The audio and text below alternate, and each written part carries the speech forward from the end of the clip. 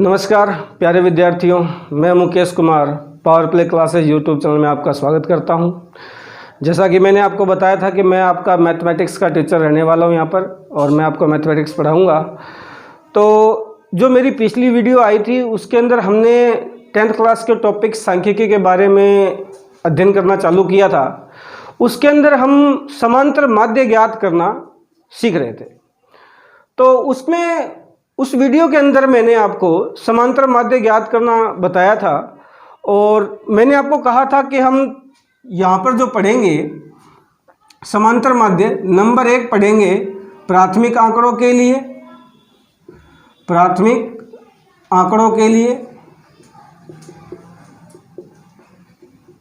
Number 2 अवर्गीकृत बारंबारता बंटन के लिए,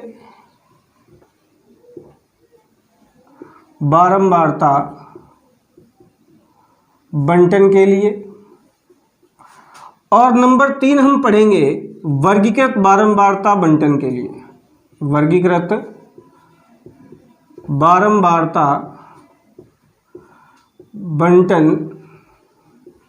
लिए, क्लियर है।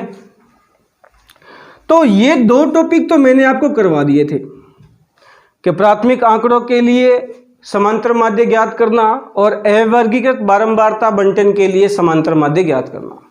आज हम अपना तीसरा टॉपिक क्लियर करने वाले हैं, वर्गीकृत बारंबारता बंटन के लिए समांतर माध्य ज्ञात करना।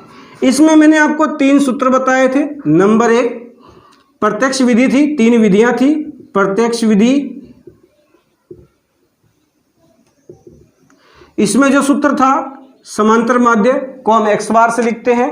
समांतर माध्य का जो सूत्र था वो ये था सिग्मा fx बटा सिग्मा f। क्लियर। इससे हमने समांतर माध्य भी ज्ञात किया था। नंबर 2 विधि हम पढ़ेंगे कल्पित माध्य विधि से, कल्पित माध्य विधि।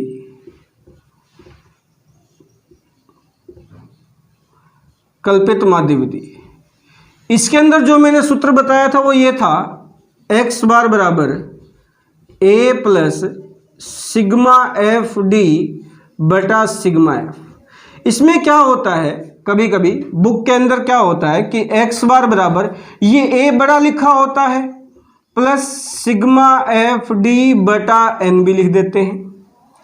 तो इन दोनों में कोई फर्क नहीं है। n जो होता है वो होता है बारंबारताओं का योग और जो सिग्मा एफ होता है ये भी होता है बारंबारताओं का योग। तो कंफ्यूज होने वाली इसमें कोई बात नहीं है कि सिग्मा एफ और एन एक ही चीज होती है। हम कह सकते हैं कि सिग्मा एफ बराबर क्या होता है भाई एन, और इनका मीन्स क्या होता है जी बारंबारताओं का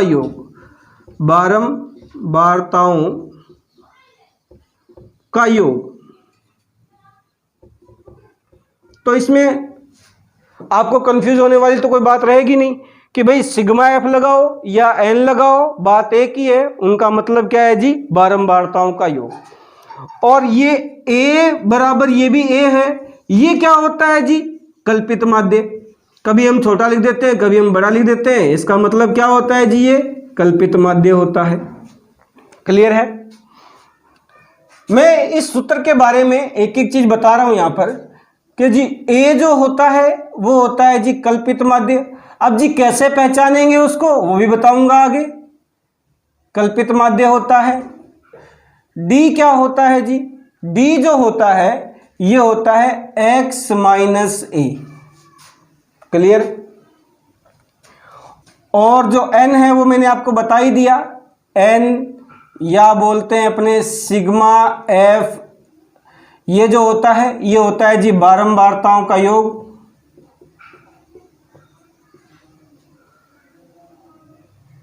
बारंबारताओं का योग होता है। क्लियर। पहले हम इस सूत्र पर चलेंगे और इस सूत्र के जरिए एक क्वेश्चन करके देखेंगे। आइए नॉर्मल सा क्वेश्चन लेते हैं एक। तो आइए देखते हैं, ये हमारा क्वेश्चन है और हमें क्या करना है इस क्वेश्चन में कल्पित माध्य विधि से, कल्पित माध्य विधि से समांतर माध्य ज्ञात करना है, समांतर माध्य ज्ञात करना। हम यही करेंगे, कल्पित माध्य विधि से समांतर माध्य ज्ञात करेंगे। इस क्वेश्चन के अंदर मैं आपके एक एक डाउट क्लियर कर दूंगा। भाई कौन सा मान कहाँ से आता है, कैसे पता चलता है कि कौन सा मान क्या होगा, क्या निकालेंगे, कैसे कैलकुलेट करना है, एक एक डाउट आप लोगों के क्लियर कर दूंगा। तो सबसे पहले हम क्या करेंगे, इस सारणी को लेकर के एक नई सारणी बनाएंगे।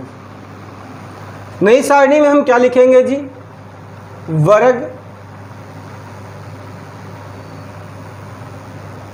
फिर बारंबारता f हो गई यहाँ पे। उसके बाद हम जो तीसरा खाना बनाएंगे, तीसरा कॉलम जो बनेगा वो बनेगा x। x क्या होता है भाई, वर्ग चिन्ह, वर्ग चिन्ह बोलते हैं इसको, x को। क्लियर। x की जो वैल्यू है ये कैसे आएगी जी, हम क्या करेंगे, ऊपरी सीमा में जोड़ देंगे निचली सीमा को, नोट करते रहना साथ साथ में, और इसका आधा कर देंगे। आधा करने का मतलब होता है 2 से डिवाइड करना। यानी कि हम क्या करेंगे जी, ऊपरी सीमा में निचली सीमा को जोड़ देंगे या निचली सीमा में ऊपरी सीमा को जोड़ देंगे और आधा कर देंगे, यानी कि 2 से भाग दे देंगे। जैसे ये हमें वर्ग दिया हुआ था 0 से 10, 10 से 20, 20 से 30, 30 से 40 और 40 से 50 दिया हुआ था। कई विद्यार्थी होते हैं 0 - 10 बोलते हैं, माइनस नहीं बोलते बेटा, ध्यान रखना कि 0 से 10। क्लियर। f जो है वो दिया हुआ था 2, 6, 5, 4, 3। क्लियर। अब हम x निकालेंगे। अब ऊपरी सीमा क्या है, निचली सीमा क्या है, ये जो आगे के ये जो सारे मान हैं 0, 10, 20, 30, 40, ये अपनी अपने रो के क्या हैं भाई, निचले मान हैं, निचली सीमा होती है। और ये जो पीछे वाले मान है 10, 20, 30, 40, 50, ये क्या है, अपनी अपनी रो के ऊपरी सीमा है। क्लियर है।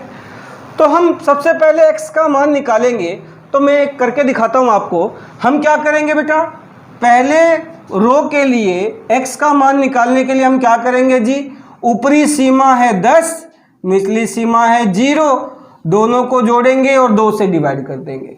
तो x बराबर 10/2, तो x का मान यहां कितना आ गया जी, 5 आ गया। बिल्कुल जीरो लेवल है, बिल्कुल ही जीरो लेवल है। सब कुछ मिलेगा आपको इस क्लास में। यानी कि कितना आया भाई, 5। ये कैलकुलेशन देख लेना। बिल्कुल स्टार्टिंग में क्या है कि हम धीरे धीरे करेंगे, उसके बाद फास्ट करना चालू कर देंगे।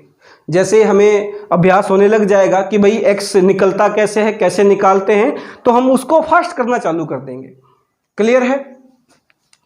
फिर उसके बाद हम क्या करेंगे जी, फिर दोनों को जोड़ेंगे, 10 में 20 जोड़ेंगे। क्या करेंगे बेटा, 10 में 20 जोड़ेंगे और किससे भाग देंगे, 2 से। 10 में 20 जोड़ा तो कितना आया बेटा, 30। 30 में 2 का भाग दे देंगे, कितना आएगा बेटा, 15। क्लियर है। तो ये आया जी 15। क्लियर, समझ में आ गया। x निकालना आ गया होगा, उम्मीद करता हूं सभी को।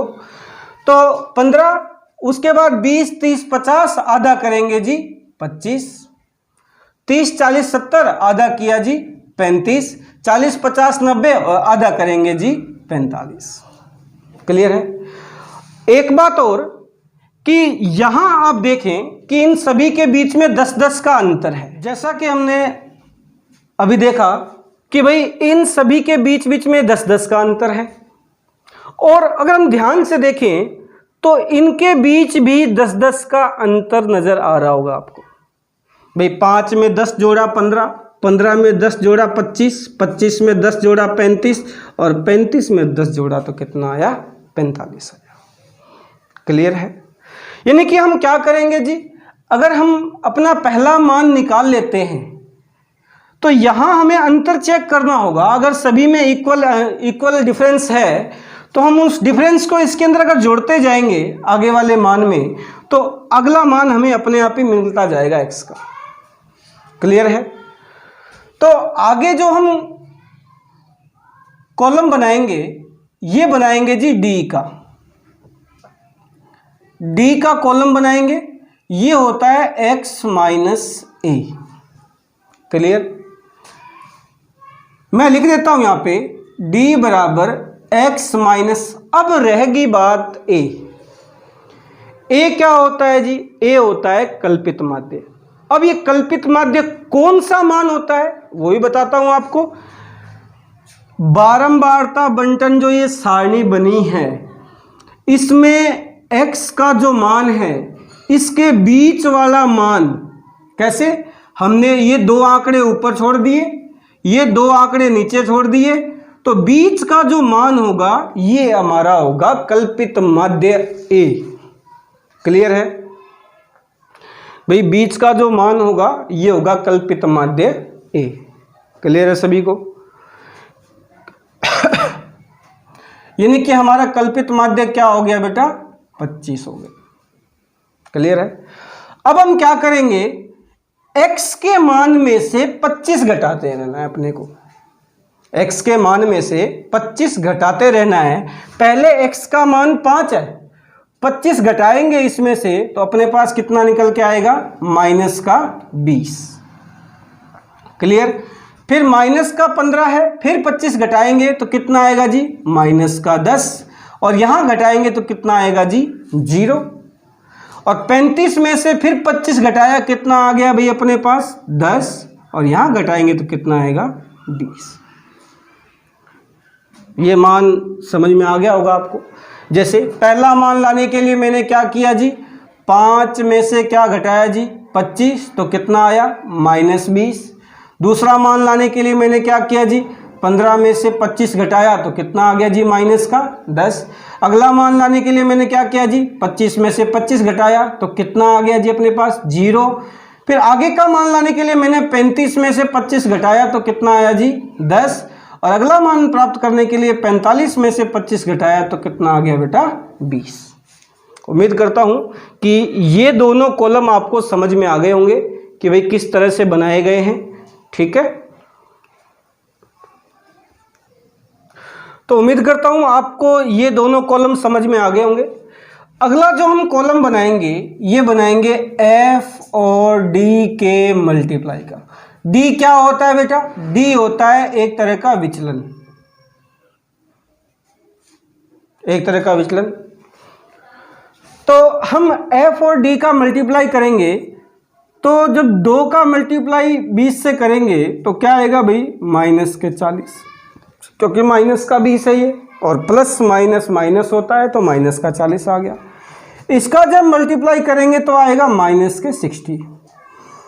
इसका 0 से मल्टीप्लाई करेंगे तो 0 आएगा भाई। 0 को किसी भी डिजिट से मल्टीप्लाई कर दो 0 ही आता है।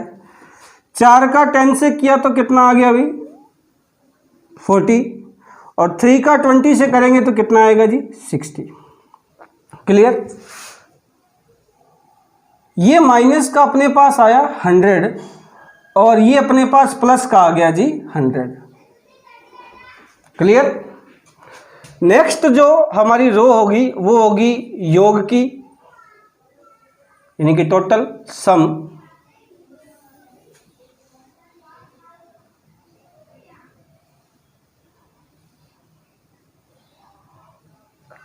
इसका हम टोटल करेंगे, सिग्मा एफ बोल सकते हैं, एन बोल सकते हैं। ये क्या है जी? 20 है। और इसका हम टोटल करेंगे सिग्मा एफ डी का टोटल, तो क्या आएगा अपने पास? 0। 0 कैसे आया बेटा? देखो 100 माइनस का है, 100 ही प्लस का है, तो दोनों को जोड़ेंगे तो क्या हो जाएगा भाई? 0। माइनस का 100 है, प्लस का 100 है, और इसको जोड़ा तो क्या आया जी? 0 आया। क्लियर है? अब हम यहां क्या लिखेंगे जी? सारणी से हमें कल्पित माध्य मिला है। कल्पित माध्य a बराबर मिला है हमें 25 सिग्मा एफ डी जो मिला है वो मिला है जी अपने को 0। सिग्मा एफ या एन हमें मिला है जी 20। क्लियर। कल्पित माध्य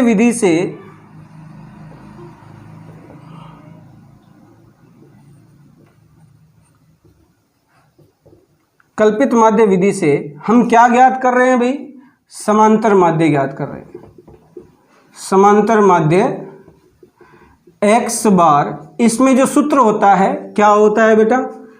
a plus sigma F D बटा सिग्मा एफ लिख दो या n लिख दो, बात एक ही है। a का मान जो है वो है 25 प्लस सिग्मा एफ डी हमें 0 मिला है और सिग्मा एफ जो है वो है 20। भाई 0 में जब 20 का डिवाइड करेंगे तो कितना आएगा भाई? 0। तो इसमें और 25 में जब 0 ऐड करेंगे तो कितना आएगा जी? 25। ये आपका क्या आया है? समांतर माध्य आया है। ये थी आपकी कल्पित माध्य विधि। कल्पित माध्य विधि से समांतर माध्य ज्ञात करना, और मैं उम्मीद करता हूं आपको अच्छे से ये विधि समझ में आ गई होगी। आइए अपने तीसरे सूत्र की तरफ चलते हैं। तीसरा जो सूत्र है वो है पद विचलन विधि। पद विचलन विधि। इसमें जो मैंने आपको सूत्र बताया था वो ये बताया था, समांतर माध्य x बार बराबर a plus sigma F you बटा सिग्मा एफ इंटू में h। क्लियर। a आपका वही रहेगा बिल्कुल, कल्पित माध्य। कल्पित माध्य h जो है वो होता है वर्ग अंतराल या बोलते हैं वर्ग माप। ठीक है। u जो है, u होता है d बटा h,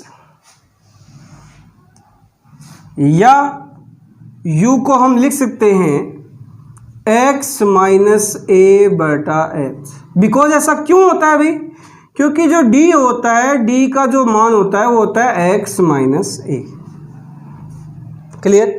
u क्या है? एक तरह का विचलन होता है, विचलन, डिवाइएशन होता है एक तरह का। तो इसके लिए हम क्या करेंगे इस विधि के अंदर कि फिर से टेबल को बनाएंगे। वर्ग, बारंबारता f,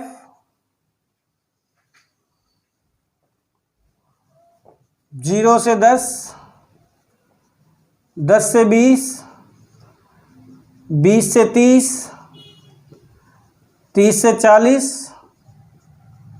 और 40 से 50। और f जो है 2, 6, 5, 4, 3। क्वेश्चन वही है, इसको मैं आपको दोनों विधियों से करके बता रहा हूं। पहले हमने किया कल्पित माध्य विधि से, उसमें जो आंसर आया था अपना कितना आया था जी? 25। और इस विधि से भी चेक करते हैं कि क्या 25 आंसर आता है। तो सबसे पहले हम वही वर्ग चिन्ह निकालेंगे x मैंने आपको बताया था अच्छे से कैसे निकालना है भाई।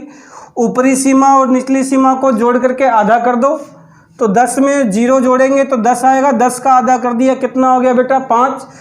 उसके बाद आपको ये बताया था कि भाई इधर आप चेक कर लें कि प्रत्येक खाने में क्या है कि 10-10 का अंतर है। तो आप एक काम करें कि अगला मान प्राप्त करने के लिए 10-10 जोड़ते जाएं। 5 में 10 जोड़ा 15, 15 में 10 जोड़ेंगे 25, 25 में 10 जोड़ेंगे 35 और 35 में 10 जोड़ेंगे तो 45 हो जाएगा। क्लियर है? यही मान थे। उसके बाद हम निकालेंगे d। d क्या होता है भाई?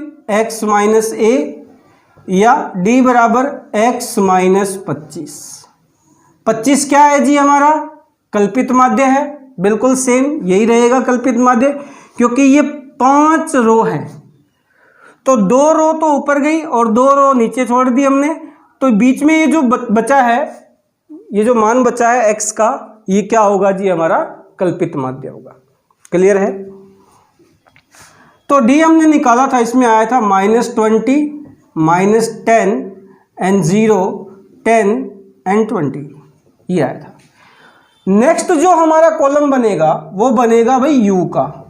u क्या होता है भाई, d/h, या u बराबर d/h जो है वो हमारा है 10। h क्या है भाई, वर्ग अंतराल या वर्ग माप। ये कहने का मतलब है क्या होता है वर्ग अंतराल वर्ग माप जी, इनके बीच में कितने कितने का अंतर है, 10-10 का अंतर है, सभी में इक्वली है, तो ये h अपना क्या हो जाएगा जी, 10 हो जाएगा। तो 20 में जब 10 का भाग देंगे, यानी कि सबसे पहला मान जो d का होगा उसमें 10 का भाग देना है, तो -20 में हम 10 का जब डिवाइड करेंगे तो माइनस का कितना आएगा भाई, 2 आएगा। क्लियर है? तो माइनस का 2, माइनस का 1, 0, फिर प्लस का 1 और प्लस का 2। क्लियर है बेटा? नेक्स्ट हमारा जो कॉलम बनेगा वो FU का बनेगा, और नीचे ये जो रो बनेगी ये बनेगी हमारी टोटल की, इनकी योग। तो जब मल्टीप्लाई करेंगे 2 का 2 से किया, ये हो गया -4, क्योंकि माइनस का 2 है ये। फिर 6 का मल्टीप्लाई -1 से करेंगे तो क्या हो जाएगा भाई, -6। फिर 5 का मल्टीप्लाई किससे करेंगे हम, 0 से, तो कितना आएगा भाई, 0। फिर 4 का मल्टीप्लाई 1 से करेंगे तो 4। फिर 3 का मल्टीप्लाई 2 से करेंगे तो 6। तो यहां हम जोड़ेंगे माइनस वालों को तो माइनस का 10 हो जाएगा, और प्लस वालों को जोड़ेंगे तो प्लस का 10 हो जाएगा। बारंबारताओं का योग आपको पता ही है कितना था भाई, 20 था। और इसमें आपको पता है कि भाई -10 और +10 को जब जोड़ा जाएगा तो आंसर क्या आएगा भाई, 0, यानी कि सिग्मा FU कितना आ गया अपने पास, 0 आया है। क्लियर है? तो आगे हम सॉल्यूशन निकालेंगे इसका कि भाई सारणी से हमें क्या क्या प्राप्त हुआ है। सारणी से हमें जो मिला है, एक तो हमें सिग्मा F मिला है, यानी कि बारंबारताओं का योग कितना मिला है, 20। कल्पित माध्य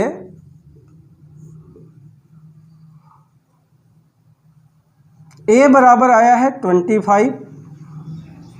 सिग्मा FU हमें प्राप्त हुआ है 0, और वर्ग माप हमारे पास कितना आया है जी, h बराबर 10। पद विचलन विधि से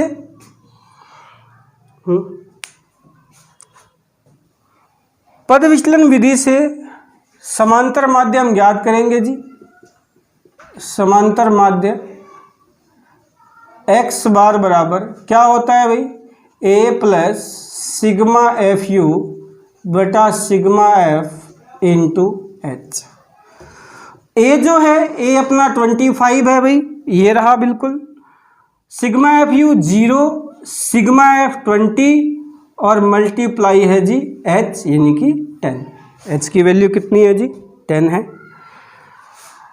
तो 25 प्लस ये सारी वैल्यू क्या हो गई, 0 हो गई, क्योंकि 0 ये रहा, 0 25।